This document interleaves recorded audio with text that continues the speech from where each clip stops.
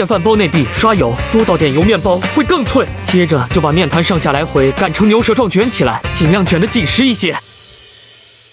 注意这个缺口向下，再用擀面杖上下擀长，成长长的牛舌状。继续从上往下卷起来，再整理一下，一定要把收口捏紧，烤的时候才不会散。用刀从中间一分为二，蘸一下蜂蜜水，再蘸上多多的芝麻白糖，整齐隔开码到电饭煲内，继续2次发酵40分钟，表面刷一层鸡蛋液。